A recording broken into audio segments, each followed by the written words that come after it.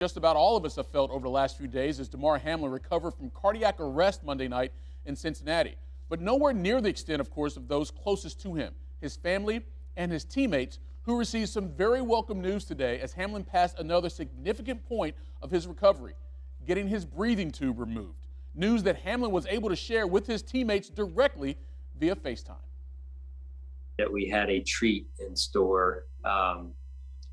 It was just, you could see the look on their eye in anticipation of what was probably coming.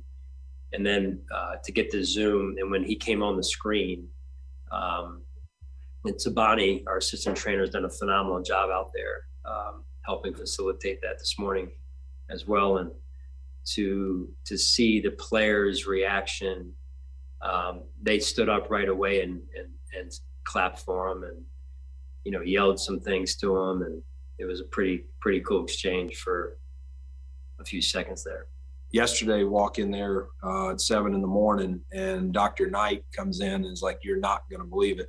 Like, he's responding to commands. He's given us, he's still intubated, but he's given us, the signals with his hands, and he's nodding. And, I wanted to go back there then. He's like, "Hey, we're going to talk through a few things where we're at." But we got back there around 8, Tabani and Nate and myself, and just able to hug him, and the grip strength that he had. I told Mario, I said, "I'm not a crier, but man, it was emotional, and a lot of grown men in there crying yesterday." But it's something I'll never forget. Well, as Hamlin continues to grow stronger, so does the tribute to him outside the University of Cincinnati Medical Center. Fans continuing to drop off tokens of their thoughts and well wishes for the Bills' safety. Coley Harvey now with more from Cincinnati.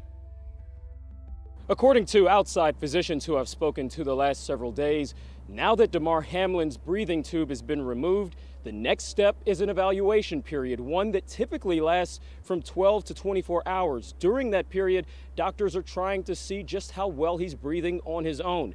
If they are satisfied at that time, they will move him from the ICU to the general floor. That's something that could happen as early as Friday night or Saturday morning, again, if all goes well. While he's on that general floor, his status would be upgraded from critical condition to stable condition. He's been critical since he arrived at this hospital on Monday night.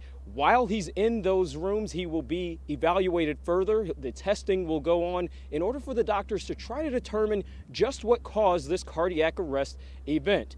Because of this, it appears as if Damar Hamlin right now is out of the woods. That's welcome news for this family that has been by his side this entire week, and a family that Bills general manager Brandon Beane on Friday called some of the strongest people he's ever met. In Cincinnati, I'm Coley Harvey, ESPN.